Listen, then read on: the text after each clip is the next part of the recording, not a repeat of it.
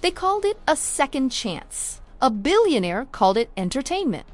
For the contestants, it was a sentence. This is the story of a private island, a secret tournament, and the night the game stopped being a show. Across the world, people drown in debt and desperation. The recruitment materials promised one thing: play a few games, win $67 million, and go home. Candidates were vetted on hardship, debt, and social isolation. A nurse buried in bills, a former trader who lost everything, a single parent struggling to get by. None of them expected the fine print.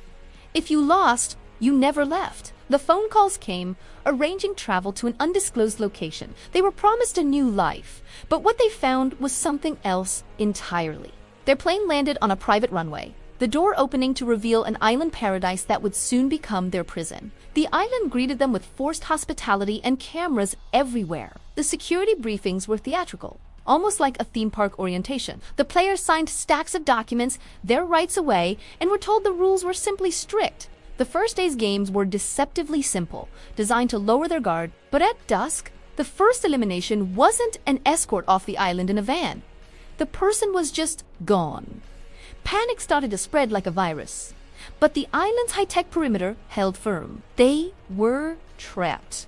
The first empty bed was a chilling sight, and a frantic search of the immediate area found no trace, no sign of escape, no sign of life. The game was real. Over the next few years, the operation grew. Corporate sponsors began to bet on the outcomes, wiring huge sums to anonymous offshore accounts. Elite spectators, hidden behind layers of digital security, placed their wagers. The island's technology made escape nearly impossible.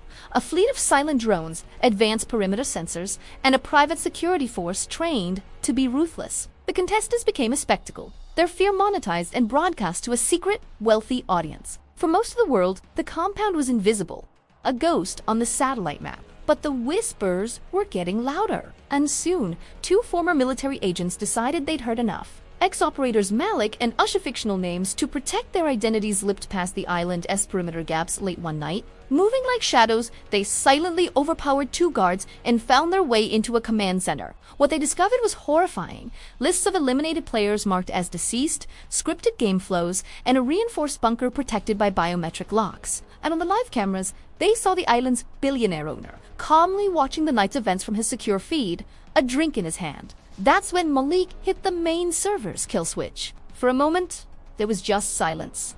The screens went black. The lights flickered and died.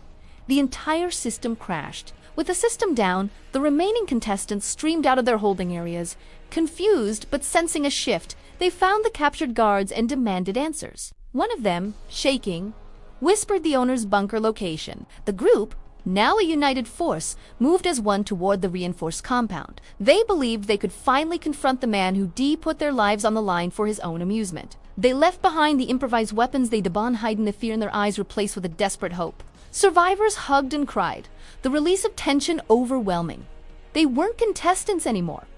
They were survivors. But when they reached the bunker, a helicopter was already rising into the night sky, a clean extraction. Through the impact-resistant glass of the bunker's window, they could see the owner smiling down at them, escaping without a scratch. Then, something impossible happened. A brilliant flash in the sky. Maybe it was a freak lightning strike from a sudden storm, or maybe it was deliberate sabotage from the inside. The helicopter exploded, a fireball against the dark clouds, and crashed into the dense jungle. The survivors raced to the wreck, but what they found only deepened the mystery. There was a torn black suit, a scattered satchel of papers, and a single set of muddy footprints leading away from the crash into the trees. The trail ended where a tiger or some other large predator was seen licking blood from its paw. The billionaire was gone. Official investigators could never confirm the cause of the crash. The survivors all offered different, conflicting accounts. In the chaotic aftermath, survivors fled the island, finally free. Some returned home in ruin, haunted by what they'd endured. Others found solace in sticking together, trying to rebuild their lives as a group. Governments around the world denied any knowledge of the island or the tournament. Offshore entities scrubbed their financial trails, and the billionaire's vast network of shell companies dissolved overnight. The island's web of secrecy evaporated into a tangled mess of lawsuits, official denials, and wild conspiracy theories. But for many, the owner as vanishing act created a more unsettling truth.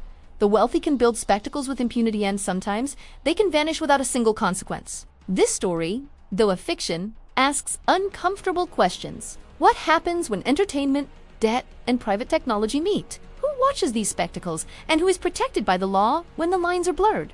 The Island is a story about consent, coercion, and the dangerous idea that enough money buys complete immunity. The torn suit and the tiger paw remain a final, chilling image. Power without accountability, swallowed by the jungle, or by fate. Would you have risked everything to play? Vote in our poll below. Would you play for the prize, walk away, or fight to destroy the entire system? Subscribe for more dramatized investigations into the dark side of spectacle. Thanks for watching.